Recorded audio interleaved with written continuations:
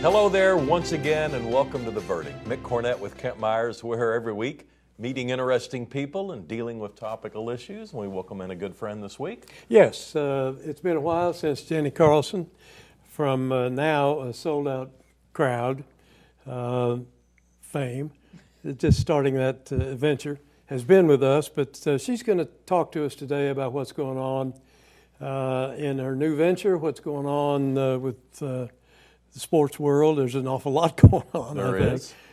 So we're really lucky to have her back. She's got a great collection of experiences in sports journalism. We're going to get into it today. It's Jenni Carlson today on The Verdict. We'll be right back. Yeah.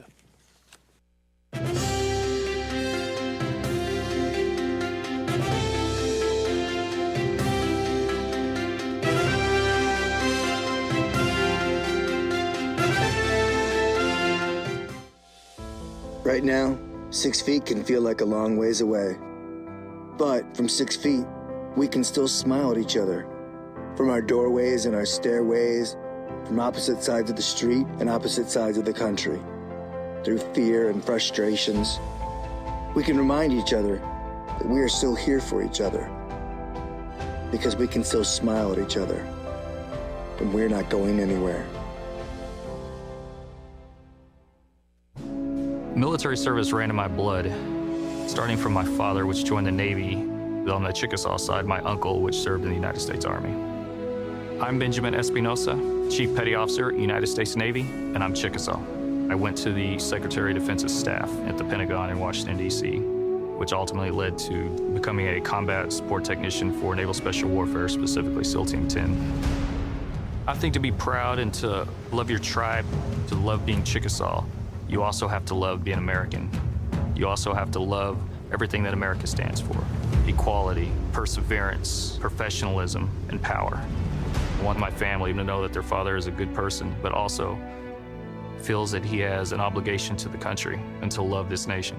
Anything worth having is worth dying for.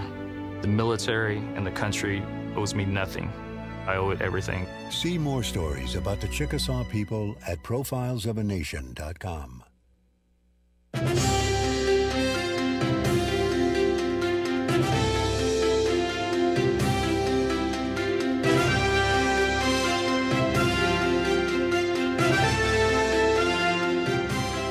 Welcome back to the set of The Verdict. Mick Cornett with Kent Meyers, and Kent's going to introduce today's guest. Today, we're really pleased to welcome back to The Verdict Jenni Carlson. She is now with Sellout Crowd. She's a very popular, award-winning sportscaster or sports writer, columnist. Jenni has an awfully good record to bring back to your memory if you've forgotten some of it. She is from, she graduated from the University of Kansas, Phi Beta Kappa. I don't think Mick or I did that, but has a sterling academic record in journalism and generally. She was with the Kansas City Star in the Kansas City, of course, for 2 years, then moved to Oklahoma and joined the Oklahoman, was there for 24 years, just this year moving with Barry Trammell and others to the Sellout. Sellout, thank you, Yeah. Sellout Crowd, yeah. Jenni has a wide range of reporting experience and varying sports, and we're going to hear about what's going on in her life at this time of the year with a new exciting adventure. Jenni, welcome her. Yeah. Thank you. Thank you so much. Glad to be back. Well, how do you like Oklahoma after all these years? What, compare it to other places you've been and visited and lived. 25 years. I'm here over half my life. So do I get my Oklahoman card at this Yeah, point? Am I official? I think you're good. Yeah, I think I am too. It's interesting, as I think back on, the Oklahoma and the Oklahoma City that I moved to in 1999. City has changed a lot, obviously, with the maps and all the different things that have happened, all the industry that's come in, and I think Oklahoma is a bit of a different place too. But the sports scene has changed dramatically. When I arrived, it was very, it was a very high energy college sports scene with, OU had just hired Bob Stoops in '99. Oklahoma State was largely a basketball school at that point with Eddie Sutton and his Final Four teams that were happening sort of in that time. And now, obviously, having the Thunder, we've become a big league city. It was kind of cool to me that I didn't have to leave Oklahoma City. I didn't have to move for the NBA to come and find me. So that was kind of nice. And I love the sports scene here. People are as passionate here about their sports as anywhere in the country. And so the fact that I get to do college football, I get to do NBA, I get to cover the high school scene. Obviously, the college softball has become a huge part of our sports scene. So just so much going on. I love it. I love it. How has your work changed? And I'm not talking about the technology or the medium as much as when you read something that you wrote in 1999, do you look at it and say that your style hasn't evolved or hasn't changed, or you look at it and say, I remember when I was trying to do that, or I was working on that? How do you judge yourself in that regard? I think writers are a lot like anybody. You do evolve, you do change, and I think part of it is life experiences. And I'm not the 20-something I was when I first arrived. In some ways, I wish I was again, but in other ways, I'm okay with where I am now. But I think that just age and experience and knowledge, I think that can round out how you look at things and what you even cover. What might have interested me or caught my attention in the late 90s, early 2000s might look entirely different now. I think the one thing that hasn't changed is I've always enjoyed writing about the people that, whether it's the athletes, the coaches, the behind the scenes, the fans. I just think the people are the heartbeat of sports, no matter what level, no matter what, whatever it is. I really feel like those are the stories to tell. So how I may tell them, that may have changed, or the stories that I see and I'm really captivated by may have changed a little bit. But I do think that has sort of been a through line from the beginning until now. Today, a person who's training to do what you do would be thinking about what we would traditionally call newspaper, radio, and television, kind of all into one entity. Yeah. I'm assuming that your journalism training didn't get into the visual element or the verbal element as much as it does today. So how have you had to evolve and take us through that transition when you've said, you mean I'm going to have to be on camera, or you mean I'm going to have to get in front of a microphone? I thought I was a writer. Yeah, it has changed a lot in that regard. And you mentioned technology before. That has allowed us to do more than just the written word, and it's allowed us to have those words delivered to people on their computers, on their phones, on their tablets.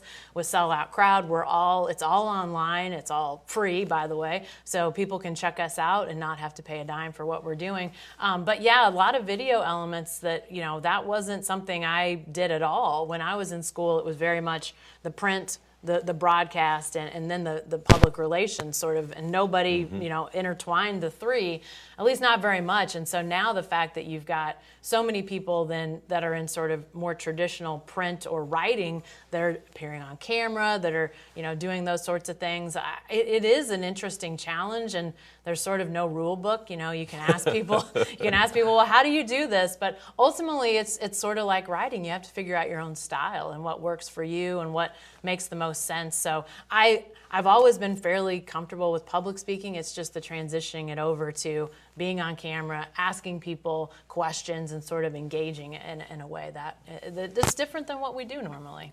Let's continue that transition thought. Kansas City Star is a very well-known, worldwide known newspaper, and you left them to come to the Oklahoman. How difficult decision was that? Anytime you move, I think it's a difficult decision. I'm from the state of Kansas, so being in Kansas City was kind of a cool thing. And I was covering high school sports primarily there, but I was getting to do some other things with college sports, professional sports, obviously pro sports town in Kansas City. So I think leaving some of that behind was, that was a question mark. What's that going to be like? But I was really excited about, as I mentioned before, the college sports scene that was here in Oklahoma at the time with OU and OSU. And then the chance to work with some of the people that I was signing on with, in the same way that for me, what I write is a lot about the people. my job is really, who do I get to work with? And getting to work with Barry Trammell, who I still am working with 25 years later, thanks to him for not kicking me out. But, he was at the top of the list, but some other people that I got to meet when I did interview at the Oklahoman that I thought, I would really like to work with that person. And then over the years, obviously that cast of character changes, but we get to then bring in other people that we think would be a good fit with us. And so that was exciting to get to, bring in people that are now, you talk about seeing people on a national level. You see them nationally, people like Brooke Pryor, who covers the Pittsburgh Steelers for ESPN. She's on ESPN very regularly. She was one of our hires, covered OU for us for a couple years. We loved having her as part of our team, our family. So having those kinds of people with us and, able to work with them, to me, that's been one of the greatest joys of my professional life. And this latest transition away from traditional newspaper to Sellout Crowd, talk about that and how that idea came up and what you had to go through to try and figure out what you wanted to do next. Yeah, all thanks to our big leader, our big boss, Mike Kaler, who I actually worked with at the Oklahoman. He was one of those people we got to bring onto the Oklahoman team when I was there. He was one of our assistant sports editors, and he left the Oklahoman after a while, went out and started a marketing firm here in Oklahoma City, but always kind of had the sports journalism, thing in his DNA. Just never quite left him, and he always wanted to do something more with sports journalism. And so for several years, we, when I say we, Barry and I talked with Mike about, what are you thinking about? He would come to us, I've got this idea. Okay, what's going to happen here? And it really did take a few years of refining and, sort of thinking through what could this look like? What would we need to make this happen? And then obviously the pandemic, I think that was a big impact on, what are we thinking? But eventually the idea crystallized, the financing crystallized, and we were able to launch. And it very much, to me, is a lot of what I have done for years in terms of writing, in terms of, covering events, covering big stories. It looks a lot the same in that way, but there's a lot more video. We do multiple video shows, podcast shows every week. So that's kind of been a back to the future, because for a long time at the Oklahoman, we were also doing shows and podcasts, and we just kind of lost the bandwidth to do that for a while. So we've re-energized that into our lives, which I love. I love getting guests on my show. I've had Bill Hancock, the soon-to-be retiring head of the college football playoff, who's in Oklahoma, and had him on my show. Have had Chad Weiberg was on the show, the athletic director at Oklahoma State. So I've had a wide-ranging list of people to come on the show and talk. Has been fantastic. But I think it is interesting. I think a lot the creators, for in large part at Sellout Crowd, are newspaper types who've come over. We do have several people who kind of had a radio path, and they're with us now too. But for the most part, a lot of us do have that newspaper background. So, I still find myself at games, somebody will do something big, make a big play. I'll say, oh, we're going to get their name in the newspaper. Well, not anymore. I'm not going to, but we will get it on the site. We will have it at selloutcrowd.com. But it's just a different mindset from that regard. But we are still telling the stories of the teams, of the games, of the seasons of these teams and that we cover. So it's a lot. It looks very similar in that regard, except we have added some things technologically with the video that is really important to what we're doing, but wasn't maybe something that we were doing so much before. She is Jenni Carlson. We're on talking about selloutcrowd.com. We'll be right back.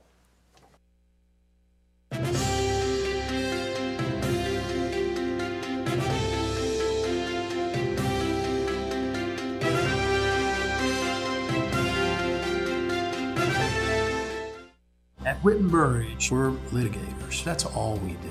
All of our clients, some sort of wrong has occurred to them. We try to right that wrong. Corporate America, they have all the power. It's sort of like going against an army. I like helping the underdog. That's what gets me up out of bed every day. Our success rate is phenomenal, but that's not all they get. We care about people. I'm very proud of what we've been able to do for our clients, and I'm looking forward to what we're going to do in the future. There's still a lot of wrongs that need to be righted. OU Law has a history and heritage that are unparalleled. At the University of Oklahoma College of Law, we empower our students to pursue the career of their dreams. We have the highest U.S. News ranking ever achieved by an Oklahoma law school. We are the first law school in the country to launch a college-wide digital initiative. And this year, our competition teams rank number 2 in the nation. OU Law, generations of excellence, limitless possibilities. One of the best kept secrets about the post 9/11 GI Bill benefit is that it can be used at a trade school or a technical school, and it doesn't have to be used at a university or college. These are benefits that the veterans have earned through their service, and they should take advantage of it. Veterans really need to understand that there are many resources offered by the Oklahoma Department of Veteran Affairs. They are there to help you find the right school for you, the school that will help you and your family make great steps into your future.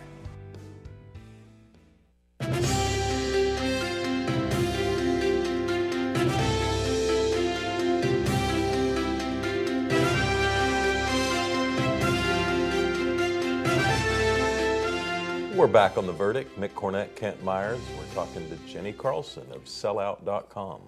Jenni, talk to us. You got yourself, Barry Trammell, and others, all writing sports for Sellout Crowd.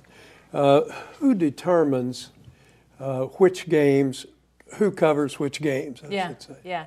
You know, it's interesting. For a long time, Barry and I, being the two sports columnists at the Oklahoman, we always would split the games for football season in particular, you know, because those are such big events on the calendar. And we wanted to make sure one of us was with OU and one of us was with OSU. In rare occasions that would change. But for the most part, one would cover one and one would cover the other. And usually by the end of the season, it worked out that we both covered about half of the Sooners and half of the Cowboys.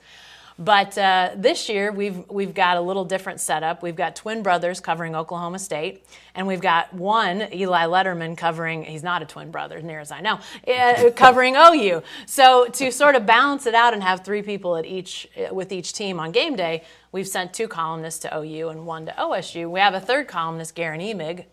He's Tulsa-based, but he covers football, college football, just the same as Barry and I do. So this has actually been an interesting season and a kind of a treat for Barry and I, because we've gotten to cover way more games together than we have covered in a very long time. So some years we might cover OU Texas together. We figured it was a big enough game we would go. Or if one of the teams had an off week, we would cover the other team that played together. But this has been a year when we've gotten to cover a lot more games together. So that's been a lot of fun. And, you know, determining who's covering what, we basically just kind of sat down as a team. The columnists will sit down and say, okay, do we have any in particular that we would like to go to? You know, I'd like to do this, but you can do that. You know, it's very much a team effort. It's collaborative. There's never really been any sort of hiccups or problems along the way in determining that.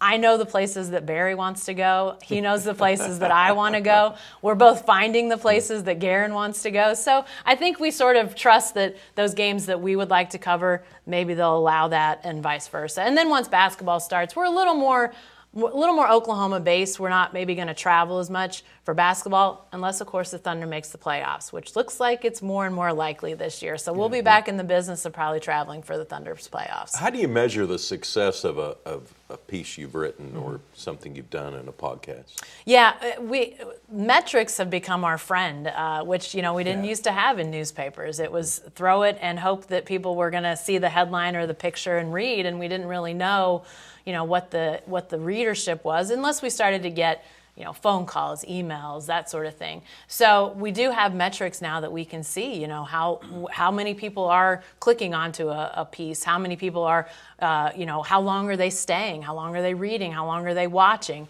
So we can really determine that in a pretty, you know, pointed way, which has been really interesting. I don't think we can be sort of determine everything by the metrics. You know, we don't want it to drive us 100%, but I think it can be very, you know, important to tell us how do we, you know, what should we cover? What more should we do? What less should we do? Sometimes we're going to write things because it's the right thing to do. We think a story's important enough that, you know, maybe it isn't the Thunder or Sooners or the Cowboys, but we think it's important that the story be told. And sometimes we do that, and, you know, it may not have quite as many clicks or quite as many reads, but maybe it hits somebody that it makes an impact, you know, a story that, you know, one that always springs to mind for me is it's been probably a decade ago now, but one of the high schools here in Oklahoma City, Santa Fe South High School, won their first ever soccer state championship. And that's a school that has a lot of very blue-collar, working-class families. And the idea of those families buying rings, the actual rings that these teams get now for state championships, they just didn't have the money for. And so they were trying to raise funds and really kind of struggling. And I wrote about what it would mean for this school, first ever state championship, for those kids to be able to wear their rings. But they had to have them first. We published that story. It obviously wasn't sort of a big banner headline of Sooners, Cowboys, Thunder. But by noon the next day, they had the money to have rings for all those kids. So those are the types of stories that if you can make that type of impact, you run towards those stories and you always tell those stories. Well, you know, I have always paid attention to what you write and what Barry writes, and then my interest kind of goes somewhere else. Yeah. But the one thing that I've always felt like you had in common with Barry was the ability to pull out the human side of a story and talk about something that gets people's attention, maybe totally unrelated to who won or who lost. Yeah. And I want to congratulate you on having that built into your DNA, and Barry knows I think that way about him, but you guys really bring something to make the reader get more than just a sports story from it, and I congratulate you for that. I think a lot of that is natural curiosity. You know, I think sometimes it's just, you know, why is that? How did that happen? You know, why did that happen? I think asking those kinds of questions lots of times, you know, when we're kids, that get us into trouble. You know, moms and dads, quit asking why. But now it's a really good tool to have as a journalist. Why did they call that play? Who thought that was a good idea? Who is this person? So those are the types of questions that I think Barry and I both ask a lot, and then, you know, the answer leads us down interesting pathways usually. How do you get a person to open up to you, though? Because a lot of your stories, you know, aren't from sound bites you get at a formal press conference. That people don't divulge things generally, especially if it's private in nature.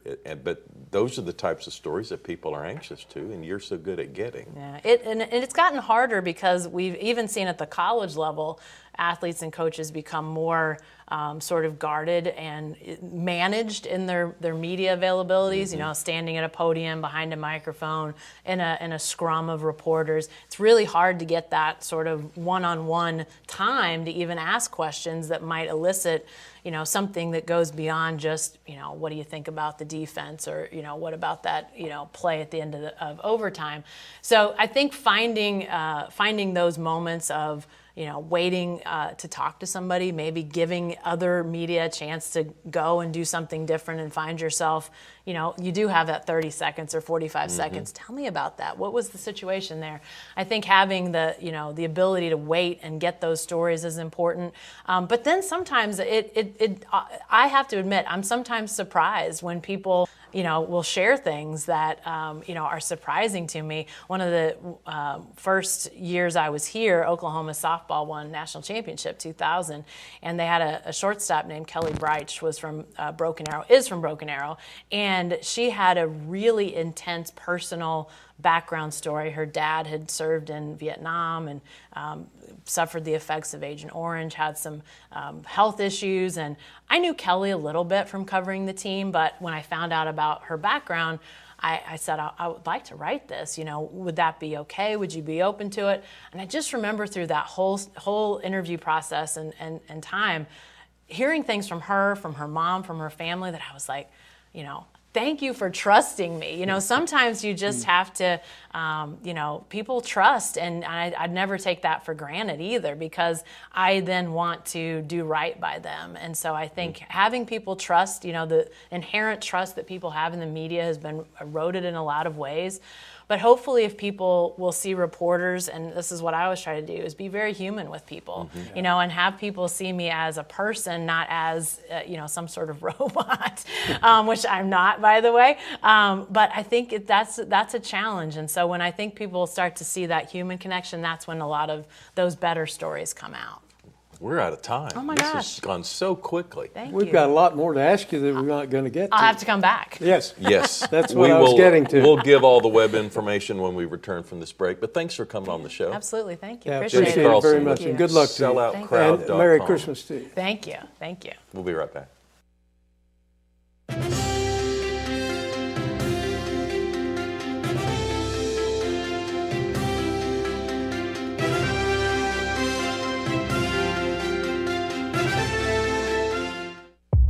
This is the epidemic of my generation. This is my HIV. This is my Black Plague.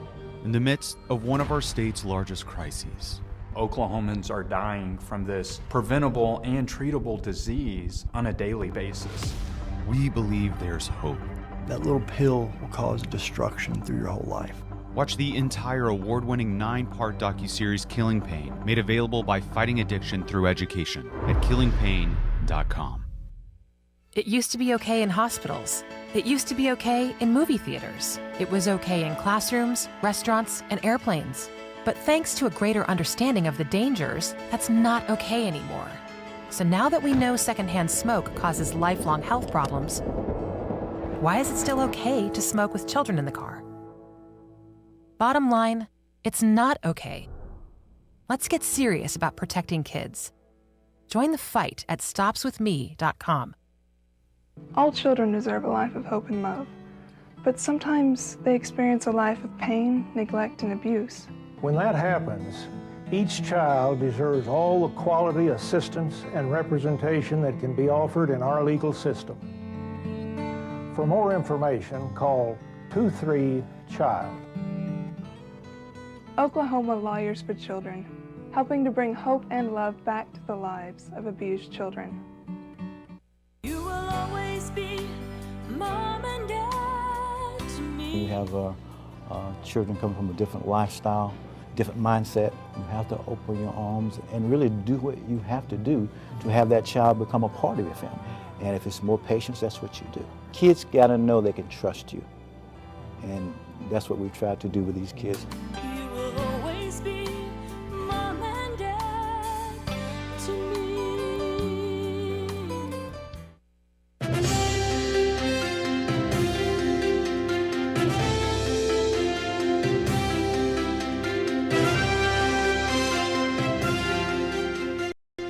We're back on The Verdict. Really nice show with Jenni Carlson. Yeah, obviously a very nice person as well as a very effective journalist. It's good to have her on again. And there are a lot of things we were talking that we didn't get to ask her, but we'll have her back and ask at the next appearance. I hope you'll enjoy Jenni's work on selloutcrowd.com. And we have a website, theverdict.tv. We'd love for you to log on and tell us about a guest you'd like to see on a future show. That's going to do it for this week. We'll see you next time on The Verdict.